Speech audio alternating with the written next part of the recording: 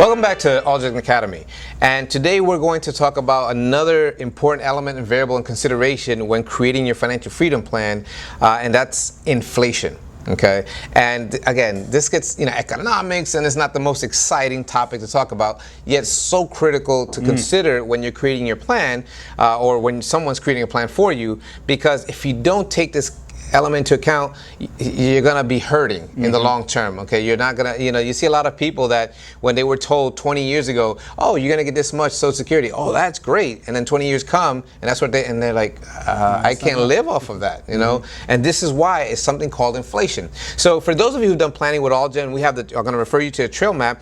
You see that we actually take inflation into account, and historically inflation's average, long-term 2 to 4% around there, but it varies, and depending on what you do, where you live, all that type of stuff, it could be very, different and make a huge difference, because a small change in the inflation calculation means huge effect in the long term. Yeah, and what's a little bit scary right now is people have gotten used to a very low inflation environment over the last 10, 15 years, and there is that potential it could come back. Right. It was very high in the 70s and 80s, and that could come back. So you don't want to take it for granted. That's right. You don't want to underestimate inflation. In other words, when you do your planning. So what is inflation? It's the rate of the cost of living increasing every year, inflating. Everything is going up in price. Okay. So, for example, $50,000 today, okay, at a rate of 2% inflation rate, in 20 years would be $74,000, okay, and in 40 years would be 110, more than twice. Right. That's at a 2%. Okay.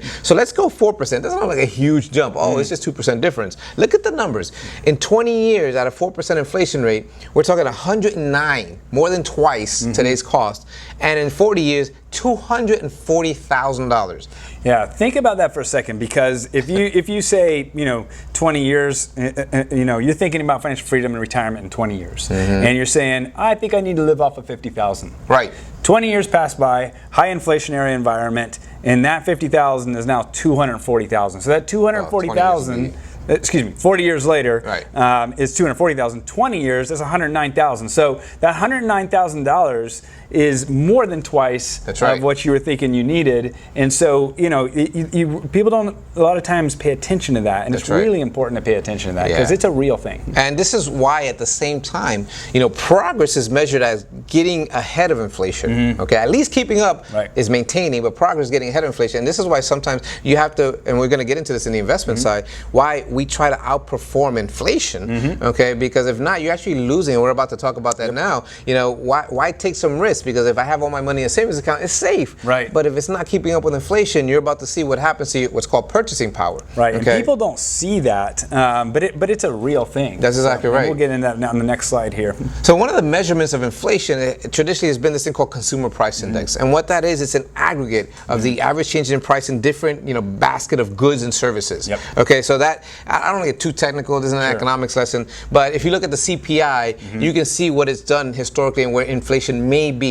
There's different underlying CPI indices, because some take into account housing, some don't. Some take into account, oil or energy prices, some don't. But a total generic CPI index will take into account all of them, okay, and show what those are increasing on average per year. And that's an important concept too over time. Not to get too technical, but a lot of things are based off of that. That's right. So, if you have sometimes like a cost of living index, or even the Social Security sometimes increases based off of the CPI. That's right. So we don't want to necessarily create a bunch of economists, but just have an understanding of where that's used. Yeah, but I like to be real. I like to bring it down to basic terms that we all get. So here's an example of this. Back in 1989, a gallon of milk was $2.30.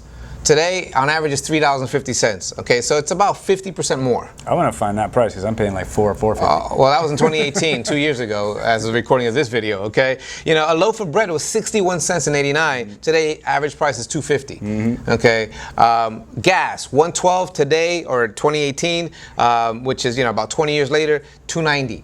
Okay, car, average price of a new car was $12,000. Today, $35,000. Okay, and then a house was $100,000.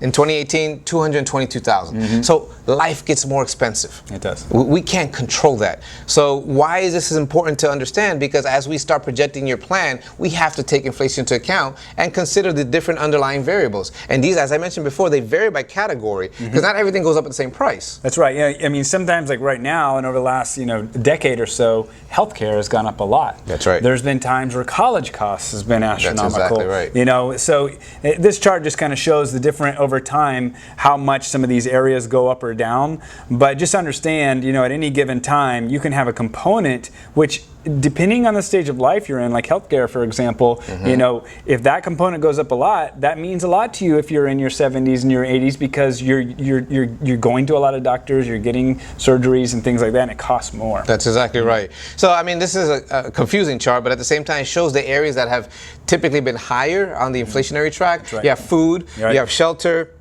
education, right, and medical services. Okay, healthcare. So 3 out of those 4 we kind of need. Okay, healthcare, food, and shelter. Right. Education varies, okay, and it's been on the lower end lately. But you understand that some of the major areas of our lives are impacted by this thing called inflation. That's right. Okay, so what happens if you don't take inflation into account in your portfolio? Right.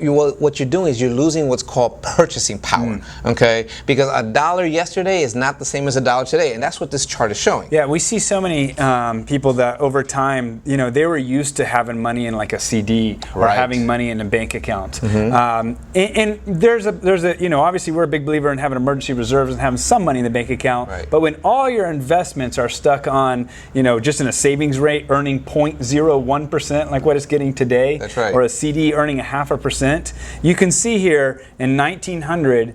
$100 in 1900 is now $3.48. That's the equivalent of what it could purchase today. That's right. And so if you have your money in savings earning 0.1% and inflation is 3 or 4%, you're losing that much per year in purchasing power, as you can see by this chart, constantly going down in time. That's the strength of your purchasing power weakening over time. That's right. And so the thing is, though, you don't see it.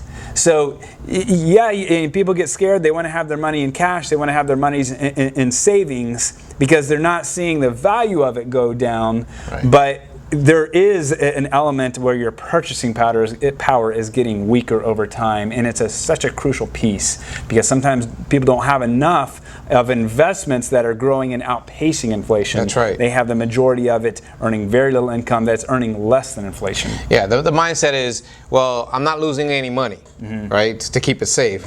Okay, you're not losing any face value of money, but you're losing your ability to purchase stuff with that money. Right. So, which is the ultimate goal, right? If I have money to purchase stuff, so to spend it, and if I can spend less, you're losing purchasing power. That's right. And in economics, it's called your real return. That's right. So it's your nominal return is the return that your money gets all the time. So for example, in a savings account, if you're earning 1% in a savings account, but inflation is 3%, well, your real return is -2. That's exactly right. So you are losing money. That's right. Okay. So again, not to bore you with economics, but the whole purpose of this section is to let you know we have to take inflation into account when creating your financial freedom plan.